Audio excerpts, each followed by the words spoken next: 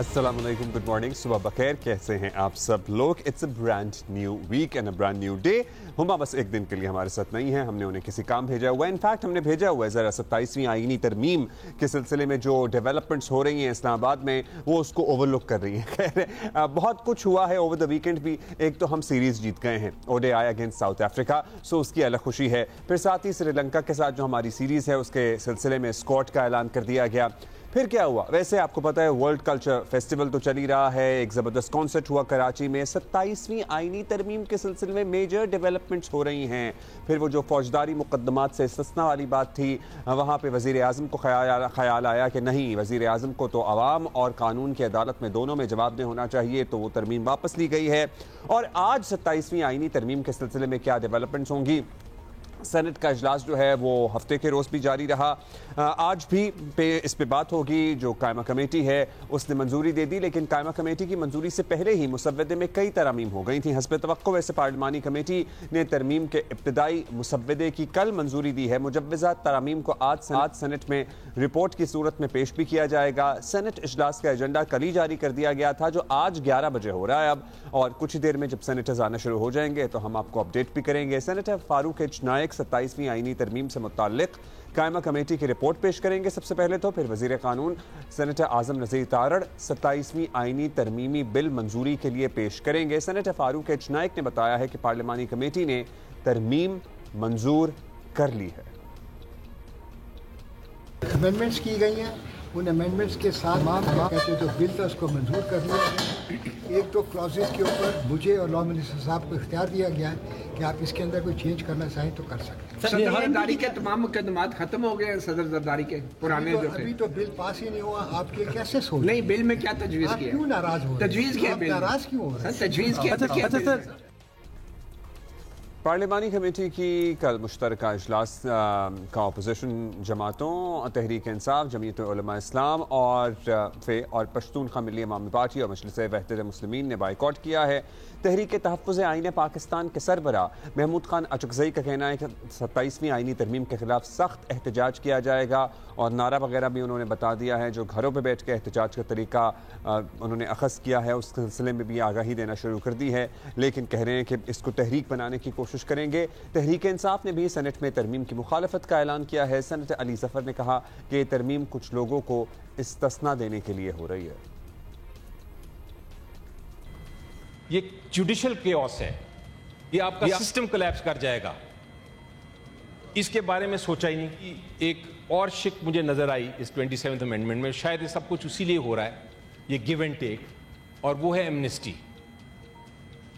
एक आर्टिकल है इस कॉन्स्टिट्यूशनल अमेंडमेंट में जहां प्रेसिडेंट और गवर्नर को कहा गया है कि आप जो भी जुर्म करें अपने टेन्योर में, आपको कोई छू नहीं सकता, सारी उम्र के लिए नहीं छू सकता। मेरी रिक्वेस्ट होगी कि इन सारी अमेंडमेंट्स जो 27वीं लेके आ रहे हैं इनको रिजेक्ट करें। कोई जल्दी नहीं है, हम आपके साथ बैठने को तैयार हैं। हम उन अमेंडमेंट्स को देखेंगे जो लोगों का भलाई करे, लेकिन ये हम बर्दाश्त नहीं करेंगे कि आप नुकसान पहुंचाएं। अच्छा, पहले भी सदर को ज़ाहिर इस्तिस्ना तो आईन कानून में हासिल था, लेकिन पहले वो टेन्योर स्पेसिफिक था, अब ये लाइफ टाइम कर दिया गया है। ये तब्दीली आई है। फिर वज़ीर आज़म के इस्तिस्ना की जो बात आई थी तो बड़ी मायूब सी ही, लेकिन वज़ीर आज़म को खुद ही ख्याल आया और उन्होंने इस सिलसिले में फिर एक्स पर पैगाम जारी कर दिया। वज़ीर आज़म शहबाज शरीफ की हिदायत पर फिर सेनेटर अनूश रहमान ने वज़ीर आज़म को दौराने इनका जो ओहदा है इस दौरान फौजदारी मुकदमात से इस्तिस्ना की तरमीम वापस ले ली है। वफाकी वज़ीर कानून सेनेटर आज़म नज़ीर तारड़ ने बताया कि काबीना से मंजूर तरमीमी मुसव्वदे में इस्तिस्ना की शक शामिल ना होने के बायस इसे निकालने की हिदायत की गई थी। वज़ीर आज़म साहब क्योंकि कल ट्रांजिशन में थे, रात जब वो आए हैं तो उन्हें मालूम पड़ा कि ये अमेंडमेंट्स आई हैं। उन्होंने सुबह ही ये बात कर दी थी कि मुझे ये बिल्कुल नहीं चाहिए। आइन में ऑफिशियल कैपेसिटी में उनके जो फंक्शंस हैं उन पे उनको ऑलरेडी इम्यूनिटी है, तो उस बैकग्राउंड में उन्होंने कहा कि जो कुछ आइन में लिखा हुआ है मेरे लिए या वज़ीर आज़म के लिए, मैंने तो नहीं रहना हमेशा, वो बहुत मुनासिब है। फंक्शंस मुख्तलिफ होने की वजह से इन नेचर वो ज़ाती तौर पे समझते हैं कि ये इम्यूनिटी वज़ीर आज़म के लिए नहीं होनी चाहिए। मुस्लिम लीग नून के सेनेटर परवेज़ रशीद का कहना था कि अपोजिशन ने तरमीम के सिर्फ अदलिया से मुताल्लिक एक नुक्ते पर तकरीरें की हैं। इसका मतलब यह है कि अपोजिशन ने तरमीम के बाकी निकात को तस्लीम कर लिया है। अली जफ़र ने तस्वीर का वो रुख दिखाया है जो उन्हें पसंद नहीं आया है और या उन्हें पसंद आया है। तस्वीर का वो रुख नहीं दिखाया जिसने अदलिया को पार्टी के आलाकार में बदलने की कोशिश की है। जज के चोगे के नीचे एक सियासी जमात का झंडा छुपा लिया गया है। अब ज़रूरी है कि निज़ाम में बेहतरी लाई जाए ताकि इस किस्म के मामलात को ख़त्म किया जा सके। तस्वीर का वो रुख दिखाया जो इनका पसंदीदा है। तस्वीर का वो रुख जिसने पाकिस्तानी कौम को जख्म लगाए, जिसने पाकिस्तान में अदलिया को एक पार्टी के आलाकार में बदलने की कोशिश की गई, वो इन्होंने फरामोश कर दिया। काश ये हमें बताते जो हजरात अदलिया को अपने मकासद के लिए इस्तेमाल कर रहे थे। उन्होंने जब अदालती मनसब पर बैठते हुए जज हजरात के रोब होते हैं, जो उनका गाउन होता है, उसके नीचे एक पॉलिटिकल पार्टी का झंडा जो है उसको छुपा लिया और उस पॉलिटिकल पार्टी के मकासद को पूरा करने के लिए अपना किरदार अदा करना शुरू कर दिया। अगर उस तरफ भी थोड़ी सी रोशनी ये डाल देते तो मुनासिब था। तरमीम के किसी नुक्ते के बारे में तो नहीं सुना, सिर्फ एक नुक्ते के बारे में या एक शिक के बारे में 2 तकारीर सुनी हैं। लिहाजा मैं इससे यही मतलब अखज़ करूँगा कि मेरे इन साथियों ने जो हाउस के उस जानब बैठे हैं, उन्होंने तरमीम के बाकी तमाम निकात को तस्लीम कर लिया है। ये ज़रूरी है कि उस निज़ाम में वो बेहतरी लाई जाए। ये है सूरत हाल। पीपल्स पार्टी के सेनेटर सरमद अली ने कहा कि इस अदलिया ने मुल्क के वज़ीर आज़म को फांसी दी, एक और को नाअहल करके घर भेजा। मुंतखब वज़ीर आज़म को घर भेजने का हक सिर्फ पार्लियामान को हासिल है। तरमीम के तहत फील्ड मार्शल का ओहदा ताहयात होगा। तरमीम में क्या अहम चीदा बातें हैं ये भी हम आपको बता रहे हैं। Army chief of defence forces होंगे और chairman joint chiefs of staff committee का ओहदा ख़त्म कर दिया गया है। सेनेट में पेश 27वीं तरमीम के मुताबिक field marshal, marshal of air force और एडमिरल ऑफ फ्लीट का रैंक हासिल करने वाला ताहयात यूनिफॉर्म में रहेगा। रैंक और मरात ताहयात रहेंगी। सदर की तरह अदालती इस्तिस्ना हासिल होगा। ओहदे पार्लियामान के मवाख़ज़े से ख़त्म किए जा सकेंगे। कोई फ़र्द वाहिद फील्ड मार्शल का टाइटल वापस नहीं ले सकेगा। मुजव्वज़ा तरमीम के मुसव्वदे के मुताबिक मुल्क में वफाकी आइनी अदालत कायम की जाएगी। सुप्रीम कोर्ट आइनी अदालत के फैसले की पाबंद होगी। हाई कोर्ट के जजों के तबादले का इख्तियार जुडिशल कमीशन को दिया जाएगा। ट्रांसफ़र मानने से इनकारी जज रिटायर्ड तसव्वुर होगा। अस्कुद नोटिस से मुताल्लिक आर्टिकल 184 भी हज़फ कर दिया गया है। सदर के खिलाफ उम्र भर और गवर्नर के खिलाफ उसकी मुद्दत के दौरान कोई फौजदारी कार्रवाई नहीं हो सकेगी। ये हैं इसकी चीदा बातें। और पीपल्स पार्टी ने इनिशियली तो ये भी कहा था कि जो कॉन्स्टिट्यूशनल कोर्ट है उस पर तब बात होगी जब चार्टर ऑफ डेमोक्रेसी के दीगर निकात पे बात होगी, लेकिन चार्टर ऑफ डेमोक्रेसी के दीगर निकात पे तो आई डोंट थिंक सो कि इस माहौल में बात हो सकती है, क्योंकि उसमें बहुत ऐसी भी चीज़ें थीं जो इस मौजूदा सिस्टम में फिट बैठती ही नहीं हैं। क्योंकि ज़ाहिर है जो मौजूदा सिस्टम है, जो हाइब्रिड निज़ाम है, जैसे हुकूमत खुद कहती है कि हाइब्रिड निज़ाम है, उसमें पीपल्स पार्टी भी इसकी शरीक है, हिस्सेदार है, हुकूमती सपोर्ट उसे हासिल है और हुकूमत तो है ही। अच्छा जी, इसमें हम बात करते हैं, ताज़ा तरीन भी सूरत हाल मालूम करेंगे, लेकिन पहले हम सेनेटर डॉक्टर अफनानुल्लाह खान हमारे साथ मौजूद हैं, रहनुमा है मुस्लिम लीग नून के, उनसे बात कर लेते हैं। बहुत शुक्रिया सेनेटर साहब। सर, हुकूमत 27वीं तरमीम के लिए पूरी तरह मुतहर्रिक है। आपको पता है इतवार का सारा दिन भी काम होता रहा है, आज सुबह से भी एक्टिविटी जारी है, अभी 11 बजे इजलास होगा। क्या हम 2-4 दिन में ये तरमीम पास होती हुई देखेंगे या पार्लियामान में तफसीली बहस और तकरीरें वगैरह होंगी, कुछ मौका दिया जाएगा सबके ख्यालात सुनने का, फिर इस पर दोबारा गौर करने का, या बस फाइनल समझें अब बस रस्मी कार्रवाई है जो आप लोगों ने पूरी करनी है? जी बिस्मिल्लाह रहमान रहीम। देखें, जो इस मामले के ऊपर कल तकरीरें भी हुई हैं, इस मामले के ऊपर कल जो है वो डिटेल में डेलिब्रेशंस भी हुई हैं, जो कि लॉ एंड जस्टिस की कमेटी है, एक कंबाइंड कमेटी बनी है सेनेट और नेशनल असेंबली की। उधर इसके ऊपर तमाम पॉलिटिकल पार्टीज़ की नुमाइंदगी मौजूद थी, तमाम जो इम्पोर्टेंट लेजिस्लेटर्स थे वो वहाँ पे मौजूद थे, और उधर बड़ी डिटेल में पूरे दिन इसके ऊपर बहस भी हुई है और सबने अपनी अपनी इनपुट दी है। ये आप बात ध्यान में रखें कि ये कोई बहुत ज़्यादा लंबी चौड़ी अमेंडमेंट्स नहीं है। इसको बहुत कुछ लोग 18वीं तरमीम से इसका कंपैरिजन कर रहे थे। 18वीं तरमीम में कई 100 अमेंडमेंट्स थी, मेरे ख्याल है 500 से भी ज़्यादा थी शायद। और इसके अंदर टोटल अमेंडमेंट्स जो हैं वो 3 मेन अमेंडमेंट्स हैं और फिर उसकी कॉन्सिक्वेंशियल तकरीबन टोटल मिला के 48 या 49 अमेंडमेंट्स बनती हैं टू द कॉन्स्टिट्यूशन। तो और जो 2-3 बुनियादी हैं वो वही हैं कि फेडरल कॉन्स्टिट्यूशनल कोर्ट है, आर्टिकल 243 है और ट्रांसफर ऑफ द जजेस है। बाकी सारा इससे इन्हीं चीज़ों से लिंक्ड है बाय एंड लार्ज। अच्छा, बातें तो बहुत सारी डिस्कस हो रही हैं इस तरमीम से भी, लेकिन आर्टिकल 243 की बात करेंगे। बहुत सी बातें इस सिलसिले में भी सामने आ रही हैं। अदालतों और जजेस रिटायरमेंट वाला इशू भी काफ़ी डिस्कस हो रहा है। अब ये सब हाई लेवल इंतज़ामी और गवर्नेंस वगैरह के मैक्रो इशूज़ हैं, या फिर आपको लगता है कि एक बहस ये भी है कि इन मामलात से आवाम को फ़र्क नहीं पड़ता, लेकिन ज़ाहिर है जब निज़ाम स्ट्रीमलाइन होता है तो हर चीज़ का इफ़ेक्ट या असर आवाम को पड़ता है। आपको लगता है कि ये तरमीम जो है निज़ाम को तवालत देने का बायस तो बनेगी ही, लेकिन पाकिस्तान के आवाम को भी कोई फ़र्क पड़ेगा? उनके नफ़े की बात होगी या उनके नुकसान? इन दोनों चीज़ों को भी देखा गया है, गौर किया जा रहा है?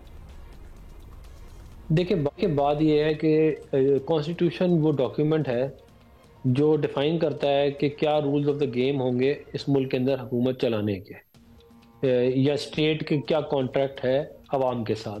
वो उसका जो डॉक्यूमेंट है उसका नाम आइन है। अब अगर उस आइन के अंदर बेहतरी होती है तो उसका इम्पैक्ट हुकूमत की और स्टेट की बेहतर फंक्शनिंग के ऊपर आएगा और उसका डायरेक्ट इम्पैक्ट आम आवाम पे आएगा। ज़रूरी नहीं है कि तरमीम जो है वो इस तरह की हो जो डायरेक्टली महंगाई से लिंक्ड हो। बहुत सारी तरमीम इस तरह की होती हैं जिनके ताल्लुक आपके राइट्स के साथ होता है। तो उसको इस तनाजुर में रखना चाहिए, उसको इस तनाजुर में देखना ही नहीं चाहिए कि जैसे कोई इमीडिएटली आइन में तरमीम करने से कोई अपना फाइनेंशियल मामला, इकोनॉमिक मामला इम्प्रूव कर जाएंगे।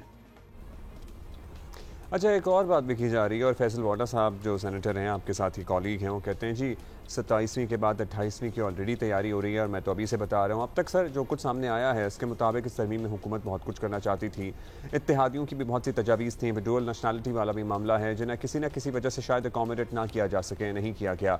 अब इसके लिए प्रॉब्ली एक और तरमीम आएगी और 28वीं तरमीम के बारे में हम आपसे फिर पूछ ही लेते हैं। क्या ऑलरेडी तैयारी शुरू हो गई है? कुछ जहन में है ऐसी चीज़ें?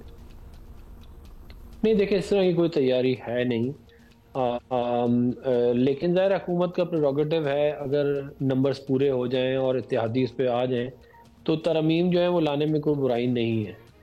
और इसके अंदर जो हमने कोशिश की है वो यही की है कि जो इश्यूज़ थे जो आपने पिछले 10 साल में देखे, जो पनामा का फैसला हुआ, जो politicisation of the supreme court हुई, जिस तरह सुप्रीम कोर्ट की सहूलतकारी चली from Saqib Nisar to all the way to Bandial साहब, तो वो उस चीज़ को कर्टेल करने के लिए ज़ाहिर हुकूमत ने और जो जुडिशल एक्टिविज़म था या ओवर रीच थी उसको कर्टेल करने के लिए जो है ये किया गया है। और उसका इम्पैक्ट ये ज़रूर आएगा कि ज़ाहिर जो आपके केसेस वगैरह लगते हैं जुडिशरी, हायर जुडिशरी में बिल्कुल उनके ऊपर ज़्यादा फोकस होगा और इन चीज़ों पे कम फोकस होगा, और इसके लिए सेपरेट कोर्ट जो फेडरल कॉन्स्टिट्यूशनल कोर्ट है वो मामला दे। आप कह रहे हैं जुडिशल एक्टिविज़म और दीगर इशूज़ जो हैं और जो हिस्ट्री है जो रीसेंट पास्ट में जो हुआ वो सारी इस तरमीम की वजह भी बनी। अब थोड़ा सा अलग एक सवाल है सर, पूछा जा रहा है हमसे, हमने सोचा आपसे भी पूछ लें। वज़ीर आला खैबर पख्तूनख्वा के ख़िलाफ़ पीका एक्ट के तहत आपको पता है मुकदमा दर्ज तो हो गया है। क्या हम समझें या क्या आवाम ने समझ लें कि ठान लिया गया है निज़ाम की तरफ से कि सुहेल आफरीदी साहब को इनके ओहदे पर नहीं रहने देना? देखिए, सुहेल आफरीदी साहब ने एक बहुत ही इखलाक से गिरी हुई बात की, और जो बात उन्होंने की वो ना दलील उसके पीछे थी, ना हो सकती है, ना उसका कोई सर पैर था जो सही बात है। वो सिर्फ उसकी बुनियाद जो ये थी कि ऐसी बात की जाए, क्योंकि मेरी मीटिंग नहीं कराई गई इमरान खान साहब से, तो मैं बाहर निकल के ऐसी बात करूं जिससे मुल्क में इंतशार फैले और आग लगे। और उसके लिए उन्होंने ये एक भोंडी सी कहानी बनाई जिसमें मस्जिद था और बाकी सारी बात थी। मैं वो रिपीट नहीं करना चाहता, बहुत ही इखलाक से गिरी हुई बात है। इस तरह का इल्ज़ाम अगर आप किसी मुसलमान पे लगाएं तो आपको एविडेंस देना चाहिए। आप बगैर एविडेंस के इस तरह का इल्ज़ाम लगाना जो है वो बहुत ही अफसोसनाक है। और अगर इस तरह हुआ था तो आपको ये नाम लेने चाहिए थे कि फ़लाना अफसर था, फ़लाना सिपाही था, फ़लाने लोग थे, ये वाली मस्जिद है, इधर ये मामला हुआ, उसके गवाह सामने आती है। तमाम चीज़ें होती हैं, ऐसे नहीं होता कि एक दिन खड़े होकर आप एक बात कर दें। तो मेरा ख्याल है कि उनको इन चीज़ों से इज्तनाब करना चाहिए। और इमरान खान साहब से मोहब्बत अगर वो करते हैं तो ठीक है, उनका लीडर है, मगर आप पाकिस्तान से और इस मुल्क के निज़ाम और आइन से भी आपको मोहब्बत होनी चाहिए। खाली ये नहीं हो सकता कि आप इमरान खान के चक्कर में इस मुल्क में ऐसी आग लगाना चाहें। ये कौन सी ये कहते हैं जमहूरियत, कौन से इखलाकियात में इस तरह के काम होते हैं। आपका लीडर जो है वो एक करप्शन के केस में अंदर गया हुआ है, जिसपे उसने 190 मिलियन पाउंड का फ़ायदा एक बिजनेसमैन को दिया है, और उसके एवज जो है कई सौ कनाल ज़मीन उसने अपनी बेगम के नाम के ऊपर एक ट्रस्ट बना के ले लिया। ये ओपन एंड शट केस है, इसमें कहीं भी दुनिया में ये केस होता तो यही रिजल्ट आता जो अभी आया है। तो आप बजाय इसके इसके ऊपर शर्मिंदा हो, आप उसको जो है वो एक बड़ा हीरो बना रहे हैं और फिर इस तरह की बातें कर रहे हैं जो इंतहाई अफसोसनाक है। शुक्रिया आपका सेनेटर डॉक्टर अफनानुल्लाह खान हमारे साथ मौजूद थे। अभी आसिफ बशीर चौधरी साहब हमारे साथी हैं, हमारे कॉलीग हैं, इस्लामाबाद से हमें ज्वाइन कर रहे हैं। आसिफ भाई, बहुत ही हैपनिंग सा वीकेंड रहा, तकरीरें भी हुई, फिर कायमा कमेटी का इजलास भी हुआ, वहाँ से मंजूरी भी हुई, फिर आइनी तरमीम में बहुत सी तरामीम भी हुई। सो क्या एक फ़ाइनल खद्दोखाल हमारे सामने निकल कर सामने आई है और आज की कार्रवाई में क्या एक्सपेक्टेड है?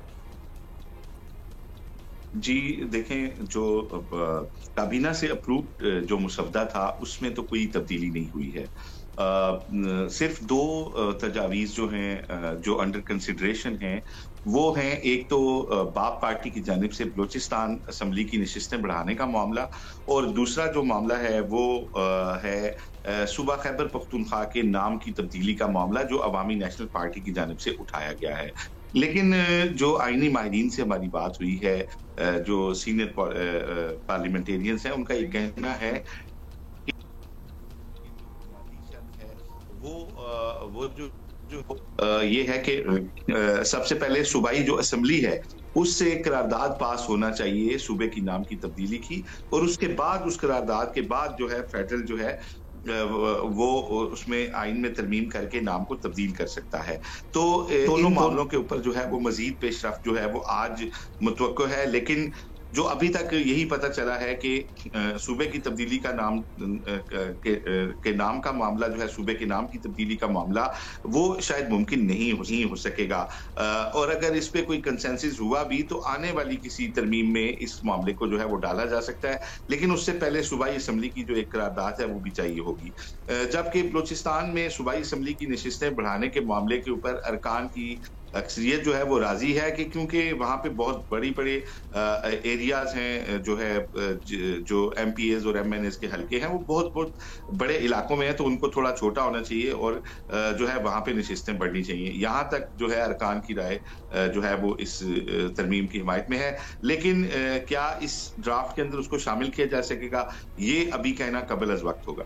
बाकी क्योंकि 49 तरामीम जो हैं उनको शिकवार मंजूरी दे दी है, सेनेट और कौमी असम्बली की जो मुश्तरका कायमा कमेटी थी बराए कानून और इंसाफ की, उन्होंने इसकी अप्रूवल दे दी है, और आज ये रिपोर्ट जो है सेनेट ऑफ पाकिस्तान में पेश हो जाएगी। तो जो मेरी बात हुई थी उसके मुताबिक वो 11-12 तकारीर रहती हैं सेनेट में मजीद, और अगर वो आज हो जाती हैं तो आज भी शिकवार जो है इस आईनी तरमीम की सेनेट से अप्रूवल जो है वो ली जा सकती है, और अगर तकरीरें तवील हुई तो मैक्सिमम ये मामला कल तक जा सकता है सेनेट ऑफ पाकिस्तान में।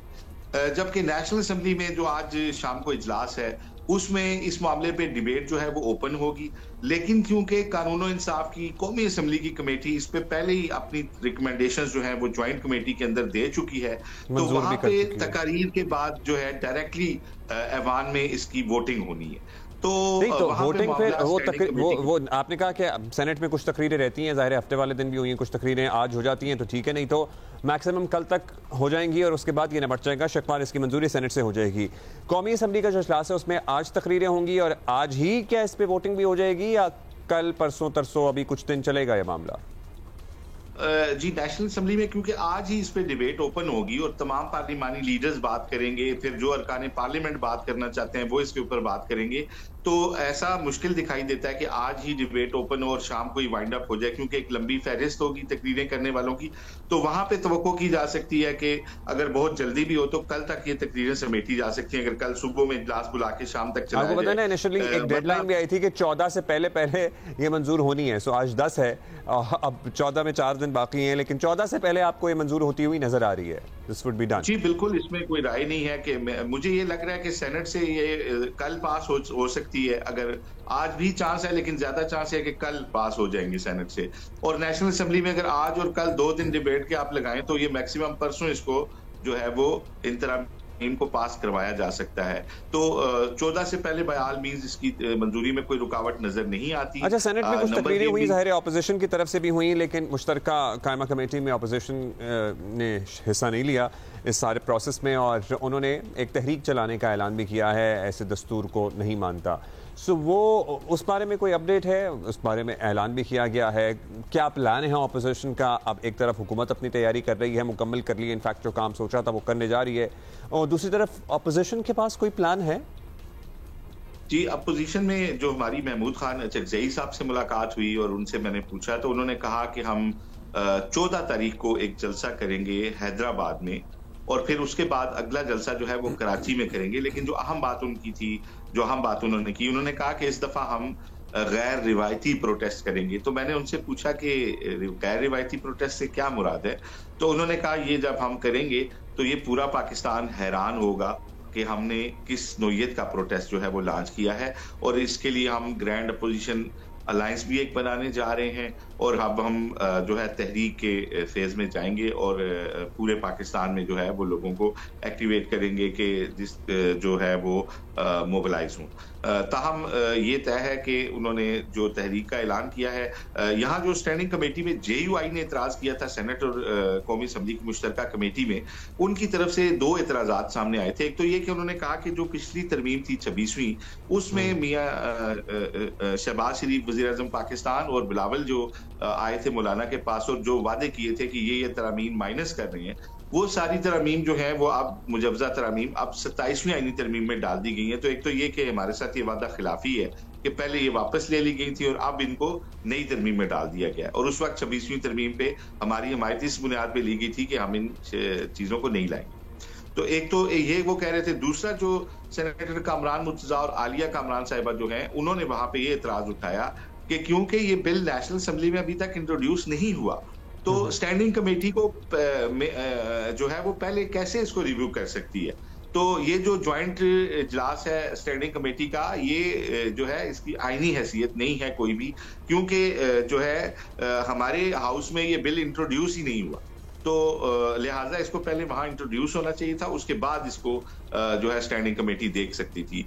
लेकिन जब स्टैंडिंग कमेटी का इजलास हुआ और हमने वहां पे बैरिस्टर अकील की गुफ्तगू भी जुमे वाले दिन वो कर रहे थे शाहजेब खानजादा साहब के साथ, और वो जो था ना कि जो जज नहीं मानेगा या उसकी कंसेंट नहीं आएगी किसी जगह तकर्रुरी के लिए, तो पहले तो इनिशियली यही बात सामने आई थी कि he or she would be considered retired, लेकिन उसके बाद बैरिस्टर अकील ने भी कहा कि that is not final, उस पर अभी कंसिडरेशन जारी है। सो उस बारे में कोई अपडेट है आपके पास? जी, इस बारे में ये था कि उसमें बुनियादी तौर पे ये देखा जा रहा था कि उनके साथ मामला क्या करना है, क्या उनको पेंशन और मुराद मिलेंगी और कितने टाइम तक मिलेंगी, क्या जो उनका रिमेनिंग टेन्योर होगा उस वक्त तक मिलेंगी या जो आफ्टर रिटायरमेंट चीजें होती हैं वो भी मिलेंगी। तो इस बारे में अभी तक जो हमारी मालूमात है वो यही है कि ऐसे तमाम जजेस जो किसी तबादले से इनकारी होंगे और वो नहीं जाएंगे, उनको जो है वो रिटायर्ड कंसीडर किया जाएगा, और जो उनके लिए मुराद है उसमें उनको सिर्फ उस टेन्योर तक की मुराद मिलेंगी जो कि उनका रिमेनिंग पीरियड होगा। सो रिटायर्ड ही कंसीडर किया जाएगा अगर जज का कंसेंट नहीं आएगा तो? जी, अगर जज रेजिस्ट करते हैं कहीं ट्रांसफर होने तो से, मतलब इसमें जो था कि would not be considered retired, ये बात नहीं है, वो उसी ओरिजिनल फॉर्म में बाकी हालत में अभी मौजूद है ये तरमीम। जी, ये तरमीम इसी तरह से। अच्छा, चीफ इलेक्शन कमिश्नर की तकर्री पे डेडलॉक की है? बहुत सारी चीजें जो हैं वो पीपल्स पार्टी ने जो नहीं मानी थी, तो फिर उनको नहीं डाला गया था काबीना के उस एजेंडे में, मुसव्वदे में जिसकी मंजूरी हुई है, बाकी चीजें अप्रूव हुई। तो इलेक्शन कमिश्नर की तकरीर या एनएफसी का जो जिक्र होता था, ये सारी चीजें जो है वो इन तरमीम का हिस्सा नहीं है। ठीक है जी, लेकिन अब देखते हैं कि अब ये जो कायमा कमेटी से मंजूर हो गया है, इसमें इसके बाद वैसे कोई तरमीम की गुंजाइश मौजूद रहती है आसिफ ब्रीफली, क्योंकि अभी तो पेश होना है जाहिर है सेनेट में भी और कौमी असम्बली में भी, तो अभी भी कुछ ना कुछ सजेशंस आ सकती हैं। जी बिल्कुल, बात हो रही है कि 28वीं आईनी तरमीम भी आएगी और अच्छा 28वीं की बात हो रही है, सो अभी ये मुसव्वदा फाइनल है क्या? जी बिल्कुल, बल्कि जो बाप पार्टी है या एएनपी है, उनको भी कहा जा रहा है कि हम इसको 28वीं तरमीम में ले आएंगे। जो आपकी चीजें हैं अगर अभी नहीं भी होती तो ये तो हुकूमत की जानिब से बार बार जो उनके कानूनी दिमाग है वो ये कह रहे हैं कि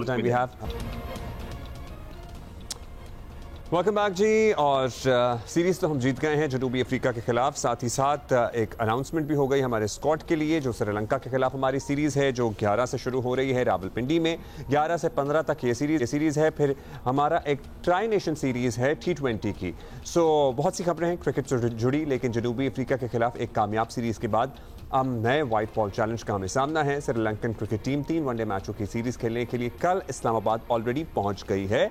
मैचेस 11 से 15 नवंबर तक रावलपिंडी में होंगे। हसन नवाज को हटा दिया गया, मुतवक्का था वैसे, अलबत्ता फ़खर ज़मान को मजीद मौक़े देने का फैसला किया गया है। बाकी टीम में कोई बड़ी तब्दीली नहीं है। सच पाकिस्तान और श्रीलंका वनडे सीरीज़ के बाद पाकिस्तान, जिम्बाब्वे और श्रीलंका की टीमें T20 ट्रायंगुलर सीरीज़ में मद्दे मुकाबिल होंगी। पाकिस्तान टीम ने जनूबी अफ्रीका को जिस तरह खासतौर पर आखिरी फाइनल मैच में शिकस्त दी है, नज़र आ रहा था कि पाकिस्तान टीम जैसे कुछ अरसे से आउट ऑफ फॉर्म थी ना, वो वापस ट्रैक पर आ रही है। 144 रन का हदफ महज 3 विकेटों के नुकसान पर 26वें ओवर में हमने हासिल किया। ये ज़रूर है कि जीत का तसलसल अभी वो नहीं उस तरह से नज़र आ रहा, लेकिन सर्टनली वो जो परफॉर्मेंस थी वो किसी भी वर्ल्ड क्लास टीम जैसी परफॉर्मेंस थी। सिकंदर वक्त हमारे साथ मौजूद हैं। सिकू जी, पहले तो हम बात कर लेते हैं वीकेंड के मैच की। फैसला कौन मैच था हमारे लिए, सीरीज बराबर थी और जिस उम्दा कारकर्दगी का हमने मुजाहिरा किया है, what do you have to say about it? यार कुछ बहुत ही स्ट्रेंज किस्म के मैचेस हुए हैं कि जिसमें हम टेस्ट मैच देखें, पाकिस्तान पहला टेस्ट मैच बड़ा ज़बरदस्त तरीके से जीता और दूसरे मैच में उन्होंने आखिरी 5 विकेटों ने 215 रन किए और हम हार गए। और हमारी टीम जो थी वो 138 पे आउट हो गई। मतलब बहुत ही पीक पे। ये 3 मैचों की सीरीज होनी चाहिए थी। मुझे यकीन है अगर ये 3 टेस्ट मैचेस की सीरीज होती तो पाकिस्तान ये सीरीज भी जीत जाता, इसलिए कि पाकिस्तान की टीम का जो परफॉर्मेंस था वो कुछ इसी तरह जा रही थी कि फिर जब T20 शुरू हुआ तो उन्होंने बड़ा ज़बरदस्त पहला मैच जीता, फिर पाकिस्तान ने दूसरे मैच में उनको 110 पे आउट किया, फिर 139 पे बड़े आराम से सीरीज जीत गए। और फिर जब ODI शुरू हुआ तो फिर पहले मैच हम जीते, फिर सेकंड मैच वो ऐसा ज़बरदस्त खेले साउथ अफ्रीका, फिर वो बिल्कुल ही लगा कि उनके फॉर्म नीचे चलेगी। तो मेरी बात सुने, ये हम कौन इनकंसिस्टेंट कौन है हम दोनों में से, हम या वो? क्योंकि वो भी एक मैच खेलते हैं जबरदस्त, अगला बुरी तरह हारते हैं हमसे, हम भी हार जाते हैं, फिर अगला जबरदस्त जीतते हैं। हाँ, मगर ये कि इसमें एक चीज जरूर मैं कहूँगा, साउथ अफ्रीका ने जो है ना 3 डेब्यूटेंट मतलब 3 नए खिलाड़ी खिला दिए। इनकी जो टीम मेन टीम थी उसके 5-6 लड़के नहीं आए। उन्होंने जो है कोशिश की है कि अपने नए बच्चों को उन्होंने डिकॉक का वो वापस डेब्यू तो नहीं कहूँगा, वापस उनको कम बैक करवाया उन्होंने। उसने 100 भी कर दिए ज़बरदस्त किस्म की, और एक ही 100 हुआ था जो डिकॉक ने किया पाकिस्तान की तरफ से, तो कोई हो नहीं सका। फिर उसके बाद बाबर को उन्होंने कोशिश की, बाबर रिवाइव नहीं कर सके जिस तरह के हम चाह रहे थे, उस तरह नहीं कर सके अभी तक। और अभी फिर मैचेस है, हो सकता है इंशाल्लाह उनकी फॉर्म दोबारा वापस आ जाए। उनकी फॉर्म आना बहुत जरूरी है। तो पाकिस्तान ने नए बच्चों को इतने मजेदार तरीके से पीसीबी का मौक़िफ़ है बाबर की फॉर्म के बारे में कि वो अब आउट ऑफ फॉर्म नहीं है, बस वो उम्मीद करेंगे कि उनकी फॉर्म वापस आ चुकी है। आपको लग रहा है? वैसे लास्ट में तो रन आउट हो गए थे, so how do you see it कि उनकी फॉर्म वापस आ गई है? कि वो थोड़े से उनके ऊपर प्रेशर आया हुआ है। ये कैफियत मैंने बहुत से प्लेयरों में देखी, ज़हीर अब्बास के ऊपर देखी मैंने, इंजमाम के ऊपर अपनी आंखों से देखी है मैंने, उन लोगों के ऊपर देखी कि भाई वो मतलब हाथ से जैसा लगता है कि वो बिल्कुल घबरा गए। और फिर ज़हीर अब्बास जैसे प्लेयर को मैंने देखा, मगर फिर उसके बाद दोबारा जब उनकी फॉर्म आई तो उन्होंने इंडिया के खिलाफ 2-2 100 लगा दिए। इसी तरह इंजमाम को मैंने देखा, उनके भी वो घबराए हुए थे, और मेरे साथ आके उन्होंने काफ़ी देर बात भी की थी, मुझे अच्छी तरह याद है। 2003 वर्ल्ड कप के अंदर उन्होंने वीडियोस भी अपनी देखी। उसके बाद दोबारा जब उनकी कॉल बैक हुई, उन्होंने कम बैक किया, उसके बाद उन्होंने 100 लगा दिए। तो मुझे भी लगता है कि ये बाबर का ये जो एक पैच है इसमें से इसको निकलना है। अब देखते हैं कि वो कब निकलते हैं। एक अच्छा बड़ा स्कोर करेंगे तो वो खत्म हो जाएगा। एक अच्छा कुछ ही श्रीलंकन टीम पहुंच गई है, इस्लामाबाद में है, 11 से मैच शुरू होने हैं कल से। सो स्पिनर्स तो उनके पास शानदार हैं, तो स्पिन ट्रैक बनाएंगे, अगर नहीं बनाएंगे तो क्या पिच होनी चाहिए, क्या स्ट्रैटेजी होनी चाहिए हमारी? और हसन नवाज वाली तब्दीली है, बाकी तो सब सेम ही है। देखिए बहुत अच्छा सवाल है तुम्हारा कि अब क्या करेंगे, इसलिए कि देखें उन्होंने जो है, मुझे एक चीज समझ में नहीं, जो आखिरी उनका जो ओडीआई हुआ था, हमने स्पिनर से उनको फंसाया। साइन ने पहला ही ओवर करा दिया था, उसके बाद पता लग गया था कि पिच के ऊपर स्पिन है। उन्होंने स्पिनर से बड़ी देर में बॉलिंग कराई जब 50 रन हो चुके थे। ये लॉजिक मुझे उनकी समझ में नहीं आई कि उन्होंने बॉट से गेंद कराते रहे, इससे पहले उनके तो स्पिनर से बड़ी देर में गेंद कराई और हमारा उनका स्कोर भी 140 था। तो ये चीज समझ में नहीं आई थी। और वो पिच जो है, इस लिहाज से देखें, अगर हमने टर्निंग विकेट्स बना दी जिस तरह की आखिरी पिच बनी थी, तो फिर वो क्राउड को जो है मजा नहीं आएगा, रन्स नहीं बनेंगे। हमें चाहिए कि 250 से ऊपर के रन्स वाली पिच बनाएं ताकि उसमें मजा आए, चाहे वो श्रीलंका की हो। तो हमें अपने आप का भी पता चले ना, जब हम खेलने जाएंगे वर्ल्ड कप तो वहां पर तो पिचेस मेरे हिसाब से आईसीसी बनाएगा तो वो बेहतर होंगी। तो हमें इतनी ज्यादा टर्निंग विकेट्स नहीं बनानी चाहिए, बैटिंग ट्रैक्स बना के हम देखें कि हमारी बैटिंग में स्ट्रेंथ कितनी है। तो हम डोमेस्टिक में जैसे पिचेस बनती हैं वैसे बना लें, क्या करें? नहीं देखिए, डोमेस्टिक के अंदर तो ये एक सवाल आपने बहुत अच्छा किया था लास्ट टाइम अब्दुल्ला, कि हम जब टर्निंग विकेट्स बनाते हैं टेस्ट क्रिकेट के अंदर, तो डोमेस्टिक में भी क्या हमें वो बनानी चाहिए ताकि लड़कों को प्रैक्टिस हो। That was a very good question कि हम उधर तो बहुत अच्छी पिचेस पे खेल रहे हैं, बैटिंग ट्रैक्स पे इधर आते तो ब्रेक होने लगता है इतना बड़ा। तो ये बड़ा अच्छा सवाल था। तो अभी तो हम मुझे नहीं पता, मैं कभी जाके मौका, ऑब्वियसली मैं कराची में, वो मैचेस बाहर हो रहे हैं, कराची से बाहर है, मैंने कभी जाके देखा नहीं। अब इस दफा कराची में मैच इतने रन बनते हैं कि हम खुद हैरान होते हैं कि भाई क्या हो रहा है। सो या हाँ, वहाँ पे कुछ लड़के दबा के स्कोर कर रहे हैं, बहुत अच्छी बात है।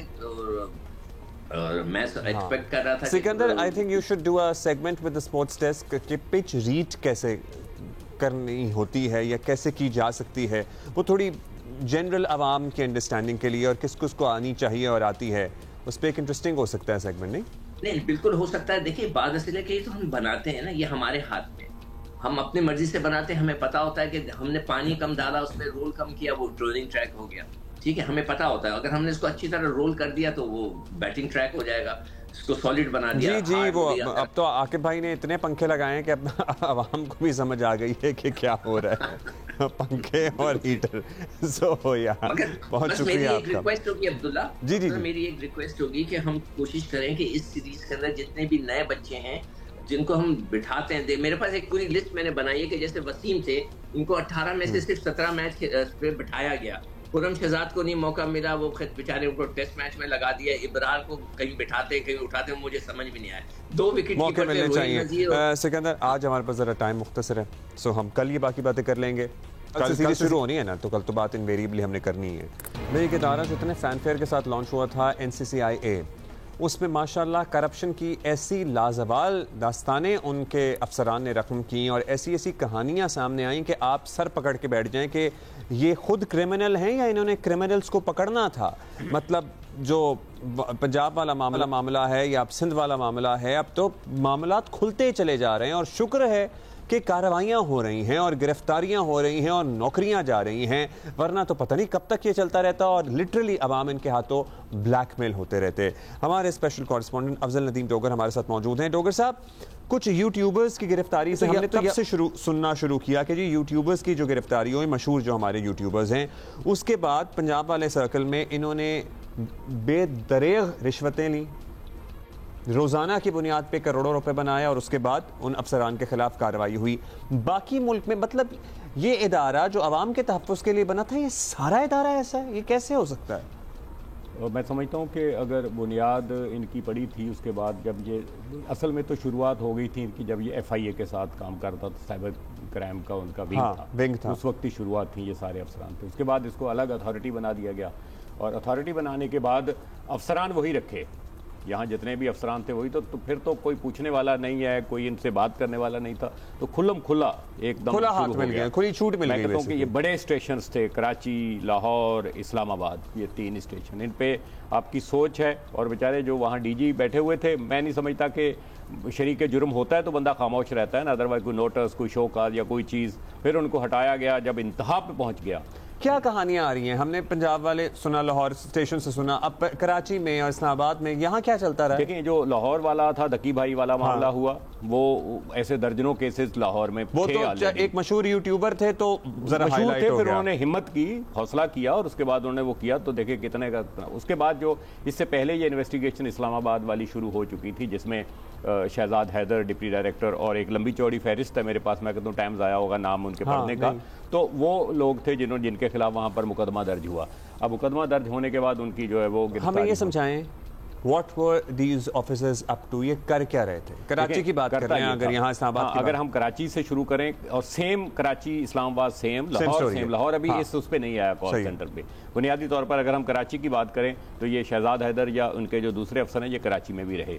कराची में हम देखें, यहाँ कॉल सेंटर का एक जंगल है, डब्बा जिसे कहते हैं, ठीक है। हम एक सिस्टम की बात करते हैं कराची में कि ये हो गया, ये हो गया, ये हो गया, इस तरफ किसी की तवज्जो ही नहीं है कि जो कॉल सेंटर्स का जो धंधा, जिसको मैं कहूँगा, मैं समझता हूँ कि इंतहा कर दी। हमारे आस पास, ऊपर नीचे, आगे पीछे जो लोग मिलने वाला होता है, वो किसी ना किसी तरीके से, पहले एक मिसाल थी कि कराची में वो जो कि स्ट्रीट क्राइम का जो शिकार नहीं हुआ शहरी, वो कोई एक शायद ना हो। यहाँ कोई बंदा ऐसा नहीं बचा पाकिस्तान में जिसके साथ ये साइबर क्राइम ना हुआ हो, ठीक है। अब उसके बाद आप जाएँ, इनके पास होता क्या था, ये कॉल सेंटर्स पे छापे मारते थे, कॉल सेंटर वालों को उठाते थे, उठाने के बाद उनके साथ सेटिंग करते थे, सेटिंग करने के बाद इनका महीना बन जाता था। 10 लाख तो कहीं गया ही नहीं महीने की जो बात करूं एक कॉल सेंटर की, और मैं सैकड़ों में है ये कॉल सेंटर इनकी। जो फिर उसके बाद सिलसिला था कि नया कॉल सेंटर खुलना है तो इनकी इजाज़त के बगैर वो नहीं खुलता था। अगर कोई खोल भी लेता, कोई हिम्मत कर भी लेता, तो उसके बाद वो छापा पड़ता था, उनको गिरफ्तार करके ले जाते थे, रातों रात मामला तय होते थे। अगले दिन अगर FIR कट भी गई, फिर उसकी सेटलमेंट के पैसे अलग होते थे, जो रिकवरी बरामद हुई चीज़ें वो अलग होती थी, उसके बाद उनको छोड़ने के पैसे अलग होते हैं। अच्छा थे, मैं लफ्ज़ इस्तेमाल इसलिए कर रहा हूँ कि ये एक FIR हुई है, हो रहा है कराची में, आज भी मैं समझता हूँ कि ये सारा कुछ हो रहा है। दूसरी बात ये कि जो कॉल सेंटर वाला जब पकड़ते हैं, अब आप बताएं कि कितनी कंप्लेंट्स हैं। आप एक कंप्लेन का भी ऑफ एयर में जिक्र कर रहे थे, एक आपकी कंप्लेन, हमारे पास तो पता नहीं डेली बेस पे दर्जनों लोग आते हैं। कोई ऐसे हमारे पास लोग भी होते हैं, अपने इदारे के होते हैं, जिनकी खातर हम वहाँ चल के भी जाते हैं, बात भी करते हैं उनके, लेकिन आज तक कोई वो नहीं है। मैं कहूँ कि पिछले एक हफ्ते से मैं और मेरे एक साथी रिपोर्टर 2-3 हम लोग एक इन्वेस्टिगेट कर रहे थे। इन्वेस्टिगेशन क्या है? किसी केस के ऊपर इन्वेस्टिगेशन नहीं है, इन्वेस्टिगेशन ये कर रहे थे, और 2 विजिट भी किए हैं उनके दफ्तरों के, यहाँ जो NCCI का कराची ऑफिस है। इन्वेस्टिगेशन ये करते थे कि भाई आपने कयाम से लेकर अब तक कितनी FIR'ें दर्ज की हैं, कितने लोगों को गिरफ्तार किया है, कितनी रिकवर हुई, इनकी अपनी हम पूछ रहे हैं इन पे। अब इनके खिलाफ कार्रवाई हो रही है, जैसे हो गई, होगी या हो रही है यहाँ कराची? देखिए कराची जो वहाँ हुआ केस, एक केस वहाँ हो गया। कराची के अंदर जो है वो इन्वेस्टिगेशन अंदर खाने जारी है, इसकी कोई इंक्वायरी रजिस्टर्ड अभी तक नहीं हुई है, और यहाँ पकड़ वो उन्हीं लोगों की होनी है जो आपको वहाँ नजर आ रहे हैं। कुछ यहाँ जो एलिमेंट्स उनके साथ मिक्सअप थे वो थे। एक जो आखिरी बात वो ये था कि एक जाना केस कहाँ है, FIR अगर कराची में भी दर्ज होती है तो कहाँ जाएगी वो? Anti corruption circle FIA। अब जो वहाँ इनके साथ एंटी मनी लॉन्ड्रिंग का पूरा एक सिस्टम बैठा हुआ था, उसी बिल्डिंग में ज्वाइंट वेंचर था इनका, इनके पास केस आता था, ये पूरा निचोड़ने के बाद उसको उनको दे देते थे एंटी मनी लॉन्ड्रिंग को। एंटी मनी लॉन्ड्रिंग वाले जो अब वो साहब सारे ट्रांसफर होके एंटी करप्शन में आ गए हैं। मैं समझता हूँ कि अगर FIR दर्ज होती भी है एंटी करप्शन सर्कल FIA में, तो मे भी वो जाहिर है साजा माजे का, माजा साजे का होना, गठजोड़ मतलब काम करने के चांसेस बहुत ज्यादा हैं। लेकिन किस तरह से इदारे की सेक्रेटरी तबाह बर्बाद कर दी कुछ लोगों ने अपनी कारस्तानियों की वजह से। डॉक्टर साहब थैंक यू। अच्छा जी, welcome back, good morning once again. बहुत सारी बातें हैं। PIA के मुसाफिर हमें पता है रुल रहे हैं, लिटरली रुल रहे हैं, क्योंकि दर्जनों फ़्लाइटें हैं कैंसिल हो चुकी हैं। इंजीनियरिंग स्टाफ है, दीगर जो लोग हैं उनके मुतालबात हैं, हड़ताल कर रहे हैं, बात तो करनी है, लेकिन ज़ाहिर है एक इशू बना हुआ है। अब इंजीनियर्स का ये मानना है कि हम बाहिफाजत मुसाफिरों को पहुँचाना चाहते हैं, और PIA की इंतज़ामिया किसी भी सूरत मुसाफिरों को पहुंचाना चाहती है। We do not have spare parts. ये हमें प्रेशराइज करते हैं कि हम किसी भी तरह जहाज़ चलाएं, और हम ये नहीं कर सकते। मज़ीद शदीद माली बहरान का शिकार कौमी एयरलाइन इन दिनों इंतज़ामी लिहाज से भी शदीद मुश्किलात का शिकार है। PIA इंतजामिया और एयरक्राफ्ट इंजीनियर्स के दरमियान चलने वाला तनाज़ा खत्म होने के बजाय मजीद बढ़ता जा रहा है। मतलब बहुत सारी कहानियाँ हैं। विंड स्क्रीन की एक हमने कहानी सुनी, एक जहाज़ की टूट गई थी, अपेरेंटली नहीं लगनी चाहिए थी लेकिन दूसरे से उतार के, मतलब लिटरली जुगाड़। कौमी एयरलाइन की मजदूर यूनियन ए लीग और ऑफिसर्स एसोसिएशन ने भी कल एयरक्राफ्ट इंजीनियर्स की हिमायत का ऐलान कर दिया, जिससे मामलात मजीद उलझते जा रहे हैं। मौजूदा सूरत हाल का नुकसान जाहिर है पहले ही मुश्किलात का शिकार PIA को हो रहा है। आपको पता है इसकी ऑक्शन कितना मसला बनी हुई है। साथ ही हज़ारों मुसाफिर रुल रहे हैं। 6 रोज़ से PIA का फ्लाइट ऑपरेशन बुरी तरह मुतासर हो रहा है। अब तक दर्जनों, बल्कि यूँ कहिए अब तो वैसे सैकड़ों हो गई हैं, परवाज़ें मनसूख हो गई हैं। Today is the 7th day. PIA निजी एयरलाइंस के इंजीनियर्स की मदद से ऑपरेशन बहाल रखने की कोशिश कर रही है, लेकिन जाहिर है कि ये मसले का मुस्तकिल हल नहीं है। इससे मामलात एक हद तक ही संभाले जा सकते हैं। PIA इंतजामिया और इंजीनियर्स के दरमियान मामलात जल्द ना हुए तो पूरा निज़ाम तहस नहस वैसे हो चुका है, अब मजीद क्या रह गया, हो जाएगा। और एयरक्राफ्ट इंजीनियर्स का मौक़िफ़ अब सुनिए। वो कहते हैं कि इंतजामिया ने तनख्वाहों, अलाउंसेस और स्ट्रक्चर से मुताल्लिक वादे पूरे नहीं किए।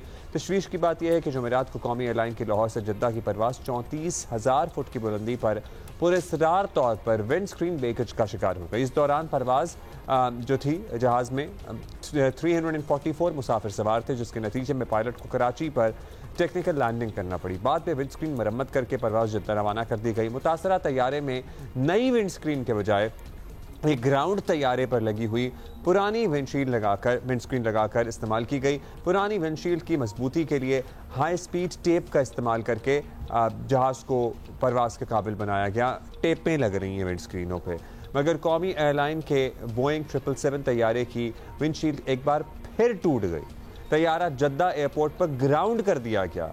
ज़रा ये बता रहे हैं कि तैयारों की बदहाली और स्पेयर पार्ट्स नहीं है ना, है ही नहीं स्पेयर पार्ट्स। ना होने से मुताल्लिक इंजीनियर्स के खर्चात दुरुस्त साबित हो रहे हैं। मतलब इंतजामिया कहती है अलाउंसेस वाला मामला है, लेकिन इंजीनियर्स ये कहते हैं कि ठीक है वो मामला होगा, लेकिन हमें ये फोर्स करते हैं कि हम तैयारे को किसी भी हालत में उड़ाएं, उड़ने के काबिल बनाएं। When we do not have spare parts, हम बाहिफाजत मुसाफिरों को एक मंजिल से, एक मकाम से दूसरी मकाम या उनकी मंजिल तक पहुंचाने की जिम्मेदारी नहीं ले सकते। सो ये कैसे मामला हल होगा, ये हम समझने की कोशिश करते हैं। तारिक अबुल हसन हमारे साथ ही मौजूद हैं। तारिक, बताइएगा, ये जो स्पेयर पार्ट्स वाला मामला है, ये एक्चुअली क्या है? ये अलाउंसेस और तनख्वाहों का इशू है या एक्चुअली इंजीनियरिंग का ये कंसर्न है कि हमें पुश करते हैं, फोर्स करते हैं, प्रेशराइज करते हैं कि हम किसी भी तरह तैयारे को उड़ने के काबिल बनाएं when we do not have parts for it? जी, मैं पहले दो बातों की वजाहत थोड़ा सा चाहूँगा, इसलिए कि जो फ़्लाइट कल जद्दा एयरपोर्ट के ऊपर विंड स्क्रीन क्रैक होने का मामला हुआ था, उसके अंदर तकरीबन 3 घंटे ये तैयारा वहाँ पर ग्राउंड रहा और उसके बाद ये तैयारा जो है वो वहाँ से उड़ान भरी और पैसेंजर्स को लेकर लाहौर पहुँच गया है। लेकिन इस हवाले से कुछ सवालात हैं और जो तैयारे को फ़्लाइट के लिए क्लियरेंस दी गई है उस हवाले से कुछ मशकूक काम किए गए हैं। हमने इस हवाले से एक सवालनामा PIA के तर्जुमान को भेजा है कि तैयारा किस तरीके से जो है वह सर्विसेबल किया गया, जबकि पायलट ने ये रिपोर्ट किया था कि विंड शील्ड जो है उसके ऊपर क्रैक आया है। तो बहरहाल हम इंतज़ार करेंगे कि PIA का तर्जुमान इस बारे में क्या वजाहत करते हैं। थोड़ा सा बैकग्राउंड है, ये मामला तकरीबन 4-5 साल से चल रहा है। उस वक्त से जब PIA में बाहर से यानी डेपुटेशन के ऊपर इंतज़ामिया को लाया गया, उस वक्त से एक खिंचाव की कैफियत है इंतज़ामिया और PIA मुलाजमीन के दरमियान। बाहर से आने वाली जो इंतज़ामिया है वो अपनी रिट कायम करना चाहती है, उस सिलसिले में कुछ इक़दाम किए हैं, और दूसरी तरफ PIA के जो मुलाजमीन हैं, जिसमें पायलट्स और एयरक्राफ्ट इंजीनियर्स भी शामिल हैं, इन्हें वो इक़दाम अपने ख़िलाफ़ लगते हैं। तो ये एक सूरत हाल चली आ रही है जो कि अभी नहज पे पहुँच गई है। एक और चीज़ कि जो PIA के ऊपर पाबंदियां लगी थी, सिविल एविएशन अथॉरिटी पर पाबंदी लगी थी और ये कहा गया था कि PIA के पायलट्स के जो लाइसेंसेस है वो जाली है, और इस बारे में उस वक्त के हवाबाजी के वजीर गुलाम सरवर खान ने एक मुतनाज़ा बयान दिया था। ये बयान इन्हीं इंतज़ामिया की जो कि पाकिस्तान सिविल एविएशन अथॉरिटी में और PIA में मौजूद थी, इनकी फराहम करदा मालूमात की बुनियाद के ऊपर वफाकी वजीर हवाबाजी गुलाम सरवर जो उस वक्त के वजीर थे, उन्होंने ये बयान दिया था और तबाहकुन असरात उसके जो है पाकिस्तान की एविएशन इंडस्ट्री पे पड़े थे। तो ये जो बाहमी चपखलिश है वो उसका नतीजा है कि मुसलसल पाकिस्तान की जो एविएशन इंडस्ट्री है वो तबाही की तरफ है। ये तो थोड़ा सा जो है इसका बैकग्राउंड हो गया। एक और चीज़ ये कि PIA इस साल भी PIA ने ऐलान किया है कि उसको पहली छमाही में कई अरब रुपए का फ़ायदा हुआ है, तकरीबन 6 अरब रुपए का खालिस मुनाफा है। तो एक तरफ तो हम PIA इंतजामिया की ये कारकर्दगी देखते हैं, दूसरी तरफ हम ये देख रहे हैं कि मुसलसल PIA का जो फ्लीट है वो कम होता जा रहा है और उसकी बुनियादी वजह तैयारों में फ़नी खराबी, तैयारों के इंजन ना होना और स्पेयर पार्ट्स की जो है बर वक्त फराहमी ये तो नहीं अभी है। ये मामला तूल पकड़ता नजर आ रहा है आपको? अभी मुज़ाकरात की कोई सूरत बनेगी या मुज़ाकरात तो वैसे क्या ही होंगे, अब इंजीनियर्स को क्या स्पेयर पार्ट्स फराहम किए जाएंगे, ये मामला कैसे हल होगा? जी मैं थोड़ी सी अपनी बात मुकम्मल कर लूं कि ये 34-33 तैयारे थे PIA के, जो अब कम होते होते 14 रह गए हैं और इनमें से भी जो है वो कम हो रहे हैं। तो ये एक सवालिया निशान है कि एक तरफ आप ज़्यादा आमदनी की बात कर रहे हैं और दूसरी तरफ आपके तैयारे जो है मुसलसल ग्राउंड हो रहे हैं। इस वक्त पूरी सूरत हाल का अफसोसनाक पहलू एक ये भी है कि ना तो अभी तक हुकूमत ने मदाखलत की इस मामले के अंदर, ना मिनिस्ट्री ने की है और ना ही PIA इंतजामिया और एयरक्राफ्ट इंजीनियर्स के दरमियान कोई मुज़ाकरात शुरू हुए हैं या कोई एयरक्राफ्ट इंजीनियर्स और PIA इंतजामिया के दरमियान मुज़ाकरात नहीं शुरू हो सके। इस पे हम हमारे साथ ही रहेगा तारिक अबुल हसन और आप भी बल्कि सुनिएगा। अब्दुल्ला हफीज़ खान साहब हमारे ज्वाइन कर रहे हैं जो तर्जुमान हैं PIA के। अब्दुल्ला साहब शुक्रिया, आपने वक्त दिया। हम आपका मौक़िफ़ सर्टनली सबसे पहले तो लेंगे कि आपकी कोई बातचीत हो रही थी, हो रही है, और ये जो विंडस्क्रीन वाला मामला है ये खासा टेरिफाइंग है। मतलब इवन टू रिपोर्ट, हम तो मोहतात होते हैं कोई भी बात करने से, क्योंकि आपको पता है लोगों में भी ये खौफ व हिरास आता है, फिर हमारा अपना इमेज क्या जाता है, हमारी अपनी एयरलाइन का इमेज क्या जाता है। सो मतलब we all own PIA and then we things that we get to know about it and then we also have to report it. ये बड़ा एम्बैरेसिंग होता है। बहुत शुक्रिया Abdullah, it's always a pleasure to talk to you. देखिए, मैं 2-3 चीज़ों की तस्वीर में शुरू ही कर देना चाहता हूँ, बिकॉज जिस तरीके की जो कॉन्वर्सेशन अभी थोड़ी देर पहले हो रही थी, दादो शुमार टेढ़े मेढ़े पेश करके कि जी 24 तैयार 11 पे रह गए, 12 पे रह गए, इस तरह की कोई बात नहीं। आज 18 जहाज जो हैं वो PIA के फ्लाई कर रहे हैं, 2 जो हैं वो परमानेंटली मेंटेनेंस के अंदर है, बाकी स्टोरेज के अंदर है। जिस तरीके से आपका नेटवर्क बढ़ेगा, तैयारों की तादाद में इजाफा होता जाएगा, नंबर 1। नंबर 2 ये कि गुज़श्ता रात जिस तरीके से ये खबर चलाई गई कि जी क्रैक हो गया और तीसरा जो शीशा जो है वो बिल्कुल चकनाचूर हो गया और उसके बाद ये हो गया। जहाज कल रात को वहां पे क्लियर हुआ, क्योंकि उसकी विंडस्क्रीन लगी थी, उसके अंदर एक स्क्रैच कल नोट हुआ और वो स्क्रैच बिल्कुल भी इस तरह का नहीं था कि जिसकी वजह से कोई चीज इम्पेयर हो रही है या जिसकी वजह से फ्लाइट नो गो हो रही है। फ्लाइट वहां से टेक ऑफ हुई, वहां की इंजीनियरिंग ने उसको क्लियर किया, जो कि हमने जो है दूसरी इंजीनियरिंग हमने दी भी है गैर मुल्की एयरलाइन की, उनकी तरफ से वो क्लियर हुआ, जहाज आ गया, आगे से जहाज आगे निकल गया, अपनी रोटेशन पर चल रहा है। लेकिन जब इस तरीके से सनसनी थे, इस तरीके से कहा जाता है कि अब ये हो गया, वो हो गया और इस तरह नहीं हो रहा, वो मेरे ख्याल में थोड़ा सा अनफेयर है। और दूसरी बात यह है कि जिस तरीके से अभी अनफॉर्चुनेटली बात की गई कि कोई मुदाखलत नहीं कर रहा, कोई और चीज नहीं कर रहा। देखिए, मुदाखलत या बातचीत उस सूरत में की जाती है कि अगर कोई मुतालबा हो, अगर मुतालबा रखा जाए कि ठीक है जी उनको फिजाई हिफाजत के ऊपर खदशात हैं या उनको जी उनकी वर्किंग कंडीशन ठीक नहीं है, तो ठीक है मुज़ाकरात होने चाहिए। अगर आपका मुतालबा ये है कि जी हम निजकारी नहीं होने देंगे या निजकारी के मामले को हम सबूताज करेंगे या हम इस तरह की इकदाम लेंगे कि जिससे ओवरऑल PIA की वैल्यू कम होगी, तो मेरे नहीं ख्याल कि ये बिल्कुल भी एक कोई नहीं। तो अब्दुल्ला साहब आप मुझे बताइएगा, इंजीनियरिंग डिपार्टमेंट का आपका ये कंसर्न नहीं कि हम तक तो यही रिपोर्ट्स पहुंच रही हैं कि दे आर कंसर्न्ड कि हम पे प्रेशर डालते हैं क्योंकि स्पेयर पार्ट्स हैं नहीं, हमें किसी भी तरह जहाज़ों को ऑपरेशनल रखने की इतनी भारी जिम्मेदारी है जिससे हमारे हाथ पैर फूल गए हैं and we can not do it any more. So आप कह रहे हैं कि स्पेयर पार्ट्स वगैरह का कोई इशू नहीं है PIA में, सारे स्पेयर पार्ट्स मौजूद हैं और सब चीज़ें ऑपरेशन नॉर्मल परफेक्ट चल रहा है। इन ऑडिट्स के ऊपर बैरून मुल्क की एजेंसियों ने अपने मामला जो हैं वो देख के हमें परवाजों की इजाजत दी है। ऑल ऑफ सडन वो लोग जिनके पास अपनी इंजीनियरिंग की डिग्री नहीं है, वो उठ के अपने जाती मफाद की खातिर इस तरह का बयानिया बनाना और इस बयानिया को फिर आगे तरवीज देना कि जी विंडस्क्रीन टूट के टेप से लगा दी, ये चीज नहीं हुई, 4 साल से ये चीज ऑर्डर नहीं हुई, ये सारी गलत आदाद शुमार है, जो कि अनफॉर्चुनेटली मैं ये चाहता हूँ कि आपकी वसात सबको बताऊं कि इनको हवा नहीं देनी चाहिए, क्योंकि जब आपकी तरह का चैनल या आपकी तरह का इदारा जो कि एक मुस्तनद इदारा जब इस तरह की चीजें चलाता है तो बैनुल-अक़वामी तौर पर हमने आपको ज़हमत दी है कि आप आएँ, और अगर आपका कोई मौक़िफ़ है जो हम इस वक्त बराह रास्त पूरे पाकिस्तान तक, पूरी दुनिया तक पहुँचा रहे हैं। सो विंड स्क्रीन जो टूटी थी उसका क्या ये नॉर्मल प्रैक्टिस है कि जो जहाज़ ग्राउंड हुआ हुआ है उसकी विंड स्क्रीन रिप्लेस कर दी जाए?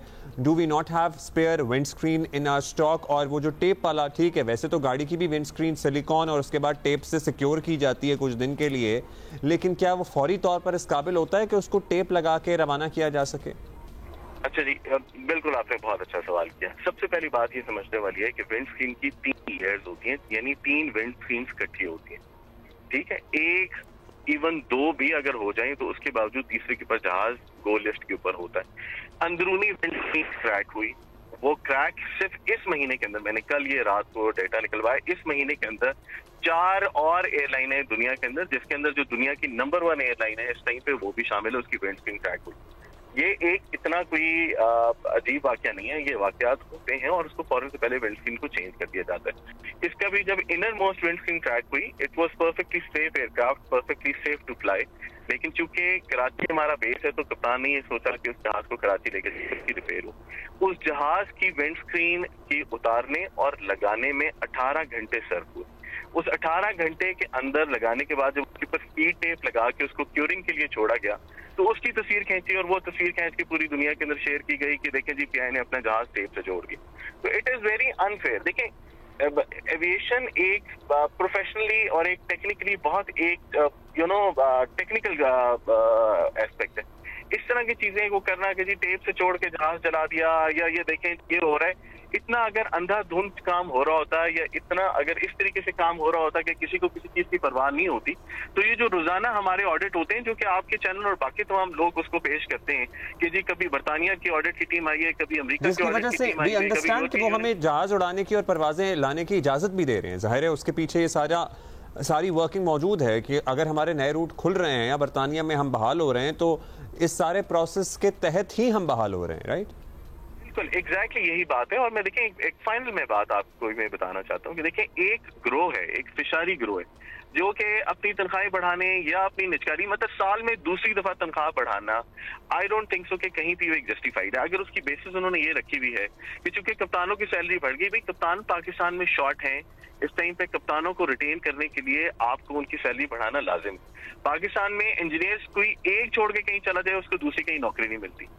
बात समझने की तीसरी ये है कि देखें एक साल में 2 दफा सैलरी बढ़ाना मेरा नहीं ख्याल किसी भी किस्म का एक जस्टिफाइड वो है मुतालबा है। और नंबर 3, आप अपने जाती मफाद की खातिर या जाती रंजिश की खातिर आप इस तरह का बयानिया घड़ें जिससे कौमी इदारे, कौमी एयरलाइन या पाकिस्तान की हवाबाजी के ऊपर इस तरह के सवालात उठे जिस तरीके से अभी थोड़ी देर पहले उठाए जा रहे थे। चलिए जो वो तो हमने जाहिर है वो जो आपका मौक़िफ़ था वो तो हम पहुंचा रहे हैं, लेकिन द फैक्ट रिमेन्स अब्दुल्ला साहब के जहाज़ नहीं उड़ रहे हैं और सैकड़ों फ्लाइटें कैंसिल हो रही हैं। It's the 7th day.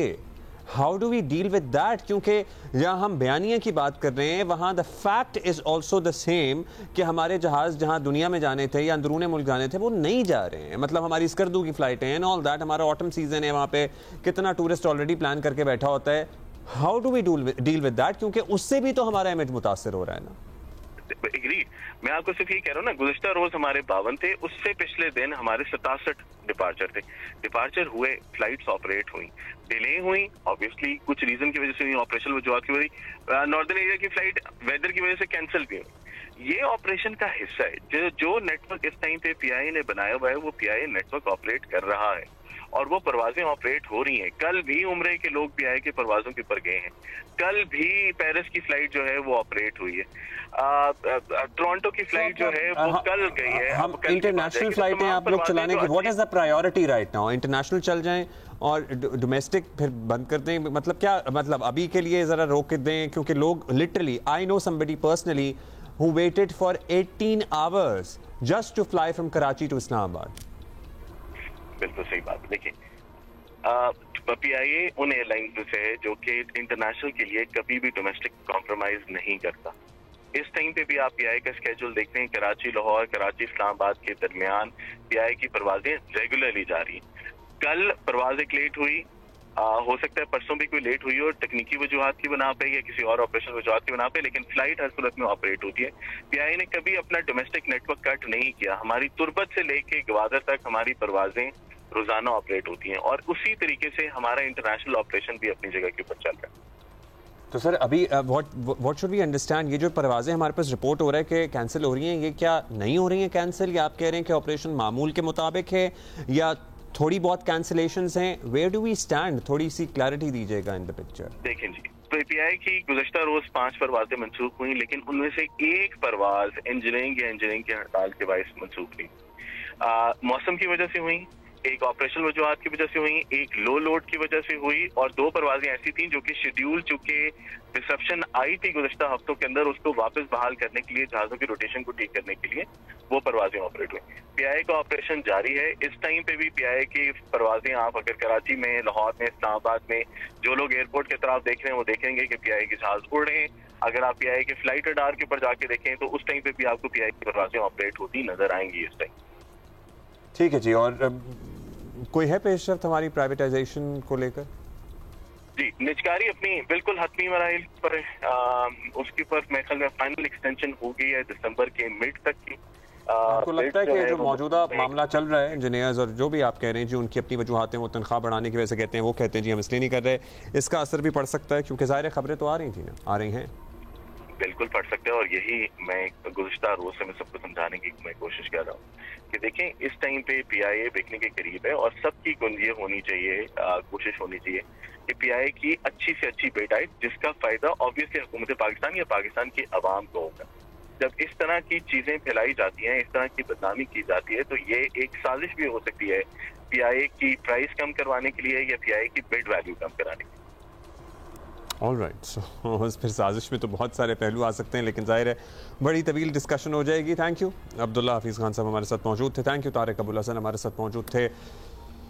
सो तस्वीर के दोनों रुख हमने आपके सामने रख दिए। आपको पता है जंग जियो ग्रुप किताबुन से आर्ट्स काउंसिल ऑफ पाकिस्तान कर रहा है, we the media partners for it, और वर्ल्ड कल्चर फेस्टिवल आबोताब लिटरल आबोताब के साथ जारी है, और कल होने जा रही है one of my favourite performances and that is going to be a jazz night in the world culture festival. Goethe institute ने इसमें कंट्रीब्यूट किया है आर्ट्स काउंसिल ऑफ पाकिस्तान के साथ, और 4 मेंबर्स पर मुश्तमिल एक ग्रुप आया है जर्मनी से, और they would be performing jazz for the audiences in Karachi, Pakistan, in the World Culture Festival exclusively. So we have one of the band members, Eva Kilese from Germany. Welcome to Pakistan, to Karachi. So, you know, we are celebrating the cultures of the world here in the World Culture Festival. When you got to know about it, actually, what was your reaction like?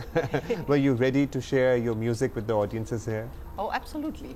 So I think it was a few months ago we got the call from the Goethe Institute, who invited us here to join the World Music Festival, and we were very, very happy about it and excited. And then now that you are here, what are your impressions like, or what were your impressions like beyond obviously music? You have had a little introduction of Pakistani music. Did you have it? You have had a little interaction with the local artists. So what are your impressions like of music and otherwise as well of Pakistan? Yeah, so we are completely overwhelmed by the very friendly and warm welcome here. We've talked to a lot of people, and yeah, it was absolutely awesome. And yeah, yesterday we got to play with one Pakistani musician from here, and probably we're going to have 2 feature guests on our concert tomorrow lovely. night. So there is going to be a collaboration, which we call Jugalbandi in our terms. We call it Jugalbandi, so you call it, the world call it collaboration. So. Yeah, okay, Jugalbandi. Jugalbandi, yes. That's a great name, I'm going to keep that in mind. Yeah, but you know, drums is obviously one of the oldest instruments of the world, but we have our own versions of the drum. We have drums, but we have dholak and we have tabla. Did you get a chance to, you know, experience or listen to any of these instruments? I mean, listen, of course, yes, but I would really like to study. So I think I have to come back and take some lessons with local drummers from here. So what pieces are you going to be performing here? We are playing our own compositions. And with our 2 guests, we are going to play 2 Pakistani tunes. We will try. So you will try to convert those Pakistani tunes into something jazzy? A little bit, yeah. Fusion of several styles, and yes. Lovely, looking forward to it. And you're not only performing in Karachi, you'd also be going to Islamabad and Lahore. Exactly. So what does the schedule look like? So tomorrow night is the performance here in Karachi. On Wednesday we will give a workshop at the Arts Council, and then we're going to Lahore, where we will perform on Friday and Saturday in Islamabad. You're going to have a great time because it's really chilly over there, so keep your warm clothes. Yeah, हम आपको बता दें कि कल जो world culture festival पे रात को अपने ग्रुप के साथ परफॉर्म करेंगे, जिसमें कुछ 2 लोकल आर्टिस्ट भी फीचर करेंगे, कुछ जुगलबंदी होने जा रही है. We are really looking forward to it. परसों all the kids who are interested, please come to the Arts Council of Karachi. यहाँ पे वर्कशॉप होने जा रही है जिसमें आपको जैज़ म्यूज़िक के बारे में मालूमात मिल सकती है, सीख सकते हैं. If you are interested, this can be a great opportunity. फिर Friday in Lahore and then Saturday in Islamabad. So या ये है सूरत हाल. इसे मतलब have you had any interaction with other artists और performers who are travelling from elsewhere here in Karachi in the world culture festival? What do you think about the whole theme? You know, where artists come together in a country like Pakistan, which is known for other reasons in the world, but you know, we love peace, and we are having literally the biggest festival of the world of culture, celebrating culture, music, dance, poetry, painting, everything. Yeah, absolutely. It's amazing the work that Mr. Shah and his team are doing, and incredible. 6 weeks of festival, and yes, we got to know a lot of artists from other countries, and it's a great chance for exchange and for collaboration. And yeah, you know, youngsters here are also very interested. You know, I've met a lot of young boys and girls who want to be a drummer. What is the right age? When did you start? And if somebody, you know, maybe in an area where they do not have a teacher or a mentor, how can they go about it? Can they learn through YouTube? What should be the first step or the first few steps? So first of all, I think all ages are great for music. You can start at the age of 4. 10, 4 or 60 or 70? Absolutely, yes.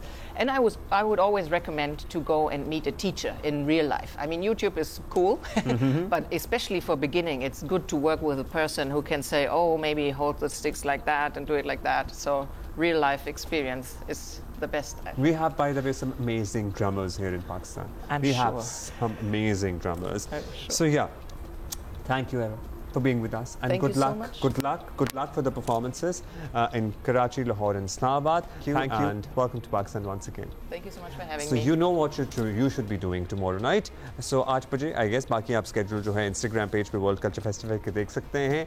Karachi university road से अगर आपको गुजरना होता है तो आप ये सुन लीजिए कि नीपा से विफाकी उर्दू पता नहीं क्या वैसे बचा है वहाँ पे, तो उर्दू यूनिवर्सिटी तक रोड आज से 30 दिसंबर तक बंद रहेगी. ट्रैफिक को नीपा चौरंगी से अलादीन पार्क की तरफ भेजा जाएगा और K4 मंसूबे के तहत पानी की लाइन बिछाने के लिए रोड बंद किया जाएगा. और वाटर एंड सीवेज बोर्ड का मानना है कि रोड बंद किए बगैर ये नहीं हो सकता. सो यूनिवर्सिटी रोड पर 2.7 किलोमीटर की ये तवील पाइपलाइन डाली जाएगी. काफ़ी चौड़ी पाइपलाइंस हैं और KWSSIP हुकाम का ये बयान सामने आया है. मंसूबे के दूसरे मरहले में नीपा चौरंगी से हसन स्क्वायर तक काम किया जाएगा. So yeah that is the latest. If this comes in your route, beware. और आप देखें इस के ध्यान में रखते हुए ही अपना घर से निकलना और घर तक पहुंचना प्लान करें. यूनिवर्सिटी रोड वैसे भी किसी महाज पे जाने से कम नहीं है. आपको पता है यूनिवर्सिटी रोड जो है वो it is a literal topic of discussion in house holds. So university road पे ये भी काम अब शुरू हो गया है और होपफुली मुकम्मल हो जाएगा. जब पाइपलाइन डल जाएगी तो सड़क भी बन जाएगी, because that is also important. Kashif Mushtaq हमारे साथी हमारे मौजूद हैं, वो बता रहे हैं मज़ीद. हम आपको नीपा चौरंगी से रिपोर्ट कर रहे हैं. K4 मंसूबे के तहत लाइंस जो है वो यहाँ डाली जा रही है, जिसकी वजह से खुदाई का काम आज से शुरू किया गया है. यानी कि 10 नवंबर से शुरू होने वाला जो काम है, बताया जा रहा है काम की जानिब से कि 30 नवंबर तक जारी रहेगा, जिसकी वजह से जो ये सड़क है मेन वो मुकम्मल तौर पर ट्रैफिक के लिए बंद कर दी गई है. और मेरे अकब में आप हैवी मशीनरी देख सकते हैं, जबकि बड़ी बड़ी लाइंस भी देख सकते हैं जो यहाँ डाली जाएंगी.